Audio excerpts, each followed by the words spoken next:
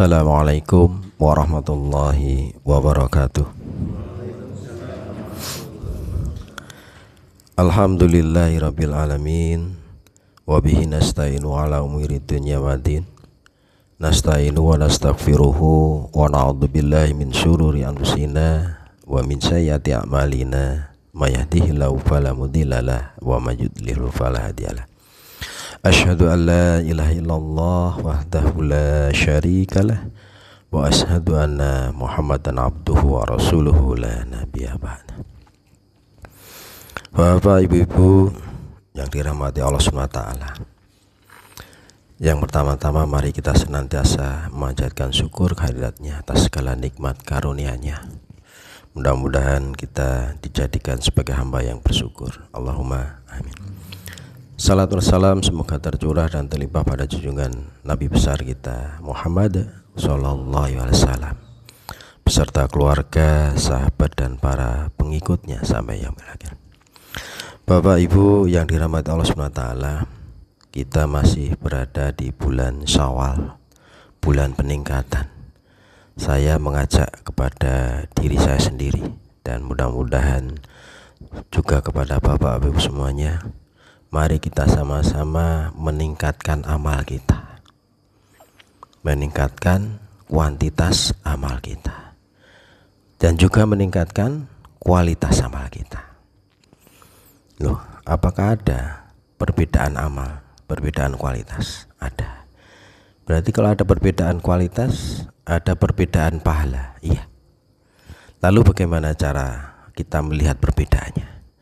Sebagaimana Allah katakan melalui Rasulnya, katakan inna ma'amalu biniyat. Sesungguhnya amal itu tergantung pada niatnya, tergantung daripada motivasinya. Ya, kualitasnya pun akan berbeda tergantung motivasinya. Sebagaimana seorang amalnya pekerja bangunan lepas harian, dia semata-mata untuk mendapat upah, berbeda dengan orang yang mengerjakan karena ingin mendapatkan sesuatu yang lebih berharga. Misalkan dapat pujian karena kontraknya sehingga kemudian besok dapat kontrak lagi, beda. Ya, sama. Jadi amalannya berbeda. Amalan orang yang karena takut mendapat marah, mendapat siksaan, berbeda dengan orang yang melakukannya karena cinta kepada orang yang menyuruhnya. Jadi kalau ada seorang anak disuruh ibunya, mungkin karena takut dimarah, takut dihukum nggak dapat uang saku, ya dia berbeda kualitasnya. Nah, itu demikian juga amal kita. Berbeda seorang amal melakukan pekerjaan dengan tujuan melakukannya karena hobi, karena cinta, atau karena hasil kerjanya akan dipersembahkan kepada orang yang dicintai, berbeda. Orang merawat, menumbuhkan bonsai ya dengan baik, itu karena hobi. Itu bisa jadi karena ingin mendapatkan harga yang tinggi, tapi akan lebih baik lagi kalau kemudian bonsainya akan dipersembahkan kepada orang yang dicintainya. Dia akan kerjakan, bahkan sebentar-sebentar dicek, dikontrol, ulangi lagi begitu. Nah, demikian juga amal soleh kita. Maka kemudian hendaknya kita melakukan amal soleh karena kecintaan kita pada Allah dan ingin dicintai Allah. Begitu. Dalam nasihat seorang ulama yaitu Ibnu Athaillah dalam kitabnya Al-Hikam mengatakan bahwa wala tata'addu niyatu, janganlah engkau bulatkan tekadmu dan niatmu ila ghairillah, dengan tujuan selain Allah. Nah, tidak cukup, karena Allah itu sungguh mulia, wal yukrim, Allah sangat maha mulia. Jadi melebihi daripada segala tujuan dari amal, begitu kata Allah. Gitu. Maka Allah katakan Allahu ghayatuna, sesungguhnya tujuan yang itu ya Allah itu jadi tujuan kita, tujuan yang paling utama ini. Nah, bahkan menjadi tujuan hidup kita. Allahu ghayatuna. Nah, insya Allah kalau kemudian kita melakukan dengan amal, bimahabillah akan berbeda.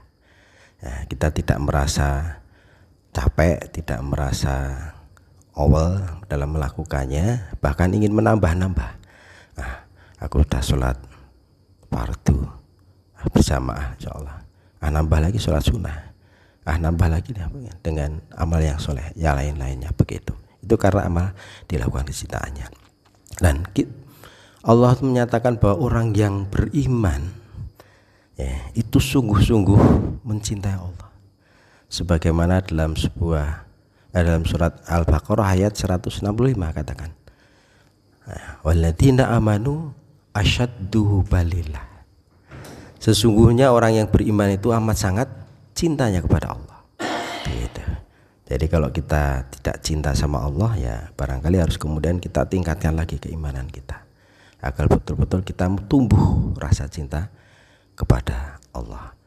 Demikian juga kepada Rasulullah. Ya, sebagaimana Allah katakan, kul ingin tubul, ya, kul katakanlah Muhammad, in kuntum hibbunallah, jika kamu mencintai Allah, maka fattabi'uni, maka ikutilah aku. Jadi mengikuti Rasulullah, ajarannya Rasulullah itu karena cinta kepada Rasulullah dan Allah SWT. Yuhibbukumullah, insyaallah akan mencintai kita karena itu. Wa yaghfir lakum, dan akan mengampuni kita semua. Ya kan? Wallahu ghafurur rahim, dan Allah Maha Pengampun lagi Maha Penyayang. Demikian yang disampaikan, mudah-mudahan bisa memotivasi kita untuk senantiasa berusaha memperbaiki dan meningkatkan kualitas dan kuantitas amal kita. Dan mudah-mudahan Allah menjaga. Allahumma amin. Barakallahu. Assalamualaikum warahmatullahi wabarakatuh.